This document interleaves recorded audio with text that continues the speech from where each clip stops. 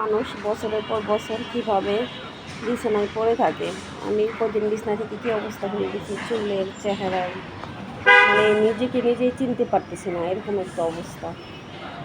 কী অবস্থা চুলের, যত্ন না নিলে অবহেলায় একটা গাছ যদি ফেলে রাখা হয়, গাছ থেকে যদি পানি না দেওয়া হয়, অবহেলায় সেই গাছটাও মারা যায়। এটাই তার প্রমাণ।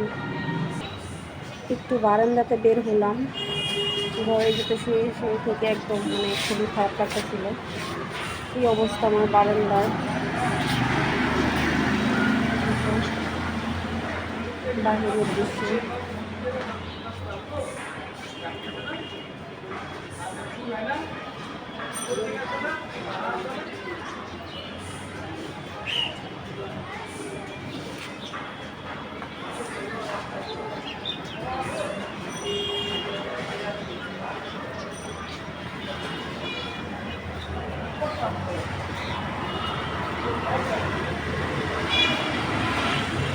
গাছপালা খুবই পছন্দ, আমার খুবই ভালো লাগে আমার কাছে।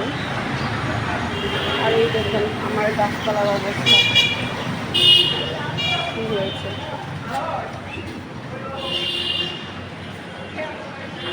বিকেলের আবহাওয়াটা মাসাল্লাহ ভালো লাগতেছিল। বাইরে আসতে দেখি হালকা হালকা বাতাস, একটু বারান্দাতে বের হলাম।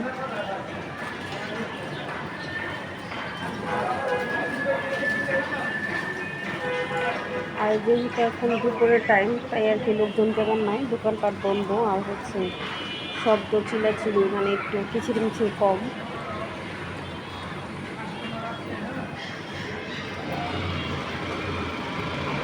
সবার সাথে, সব বন্ধুদের সাথে, আমার ফেসবুকের সব বন্ধুদের সাথে আগের মতো অ্যাক্টিভ থাকতে পারতেছি না, অনেকে লাইভে যেতে পারতেছি না। তো কেউ কিছু মনে করবেন না, সবাই আমার জন্য দোয়া করবেন যেন সুস্থ হয়ে আপনাদের মাঝে আবার আগের মতো ফিরে আসতে পারি।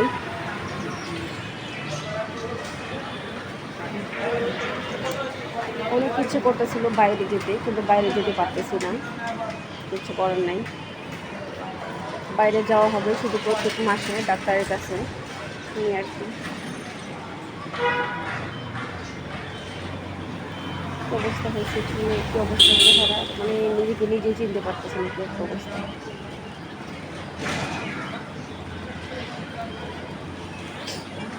দুপুর শেষ হয়ে সন্ধ্যা হয়ে যাচ্ছে, এখন পর্যন্ত দুপুরে খাওয়া দাওয়ার কোনো খবর নাই।